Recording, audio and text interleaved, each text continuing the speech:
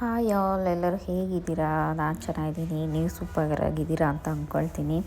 So ಇವತ್ತು ಮತ್ತೆ ಇನ್ನೊಂದು ಈಸಿ ಆ್ಯಂಡ್ ಟೇಸ್ಟಿಯಾಗಿರುವಂಥ ಒಂದು ಸ್ನ್ಯಾಕ್ಸ್ ರೆಸಿಪಿ ಹೇಗೆ ಮಾಡೋದು ಅಂತ ನೋಡ್ಕೊಳ್ಳೋಣ.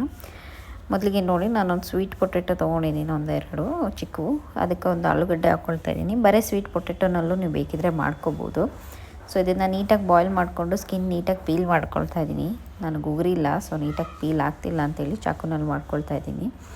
ಸೊ ನೀವು ಉಗುರಿದ್ರೆ ಉಗುರಲ್ಲಿ ಮಾಡ್ಕೋಬೋದು, ಏನು ತೊಂದರೆ ಇಲ್ಲ. ಸೊ ಆಲೂಗಡ್ಡೆ ಇದು ಸ್ವೀಟ್ ಪೊಟೆಟೊ ಎರಡೂ ನಾನು ನೀಟಾಗಿ ಸ್ಕಿನ್ ಪೀಲ್ ಮಾಡಿಕೊಂಡು ನೀಟಾಗಿ ಸ್ಮ್ಯಾಶ್ ಮಾಡ್ಕೊಳ್ತಾ ಇದ್ದೀನಿ ನೋಡಿ ಎರಡನ್ನೂ. ಸೊ ನೀವು ಬರೀ ಸ್ವೀಟ್ ಪೊಟೆಟೊನಲ್ಲಿ ಮಾಡ್ಕೋಬೇಕಾದ್ರೆ ಹಿಂಗೆ ಮಾಡ್ಕೋಬೋದು, ಇಲ್ಲ ಬರೀ ಆಲೂಗಡ್ಡೆಯಲ್ಲಿ ಮಾಡ್ಕೋಬೇಕಂದ್ರೂ ಮಾಡ್ಕೋಬೋದು, ಏನು ತೊಂದರೆ ಇಲ್ಲ. ಸೊ ಇದಕ್ಕೆ ನೋಡಿ, ಈರುಳ್ಳಿ, ಹಸಿಮೆಣ್ಸಿನ್ಕಾಯಿ ಇಲ್ಲ ಖಾರ ಪುಡಿ ಹಾಕ್ಕೋಬೋದು, ಒಂಚೂರು ಕೊತ್ತಂಬರಿ, ಒಂಚೂರು ಉಪ್ಪು, ಒಂಚೂರು ಅರಿಶಿನ, ಒಂಚೂರು ಗರಂ ಮಸಾಲ ಹಾಕ್ಕೊಂಡು ಎಲ್ಲ ನೀಟಾಗಿ ಮಿಕ್ಸ್ ಮಾಡ್ಕೊಳ್ತಾ ಇದ್ದೀನಿ ನಾನು. ಅದೊಂದು ವಡೆ ಹದಕ್ಕೆ ಬರಬೇಕು. ಸೊ ತಟ್ಟಿದ್ರೆ ನಿಮಗೆ ನೀಟಾಗಿ ಬರಬೇಕು. ಒಂಚೂರು ಏನಾನ ಬಿಡಿಯಾಗಿದ್ದರೆ ನೀವು ಒಂಚೂರು ನೀರು ಹಾಕ್ಕೋಬೋದು, ಏನು ತೊಂದರೆ ಇಲ್ಲ.